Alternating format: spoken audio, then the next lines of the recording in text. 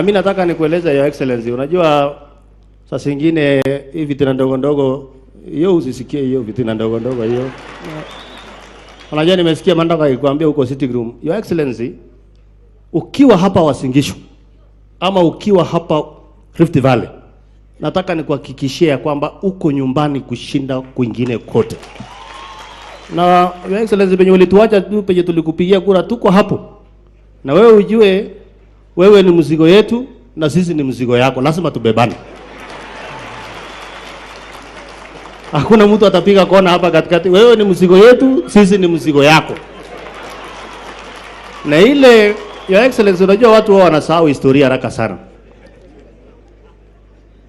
2008 2007 Your Excellency, shida tulipata hapa, hiyo ndio huwa unaona sasa zingine hatuwezi kukubali watu kutuletea vitina.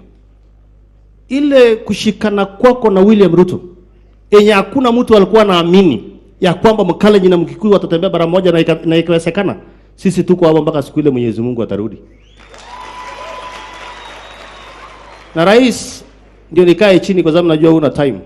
Kuna hii barabara kutoka hapa Rivertex. Unajua tumepitia huko nyuma. Tulikuuliza wakati ile umetutengenezea inaenda mpaka kule Nandi. Nataka nikwambie pongezi. Sasa wewe enda ujipange, pia ukuje ufungue hiyo. Na Your Excellency, hii pressure unakuanga kidogo kidogo nayo huko State House, mawaziri wanakupatia, wachana nao huko, wewe kuja pande hii kwa mashambani huku. Ile kazi umefanya kuanzia 2013. I can assure you Your Excellency. Ile kazi umefanya kuanzia 2013, ukiamua kutembea na kufungua hiyo miradi, hata unapata hewa mzuri kama hii ya leo. Wachana pressure huko Nairobi, wachana nao watu na pressure yao. Otherwise mimi nataka niseme wananchi wa Eldoret, sisi leo ni siku yetu kubwa sana. Na huyu ni rais wetu. Hatuna rais mwingine Kenya hii. Kuna rais mwingine? So vitina hiyo ndogo ndogo rais wewe acha. Unajua sasa zingine tu inakuanga hiyo ni maneno yanaendelea namna hiyo. Ya mwisho, Your Excellency, kuna barabara tulikuomba hapa hii ya bypass. Na imekwama kidogo kidogo, na unajua wewe mwenyewe ulitangaza hapa. Mimi nataka nikuombe tu, unajua watu za zingine wenye umepewa maofisi wanasuba kidogo, weka nyundo kidogo hiyo barabara ietembee kwa haraka namna hiyo. Alafu ukuje tena ufungue.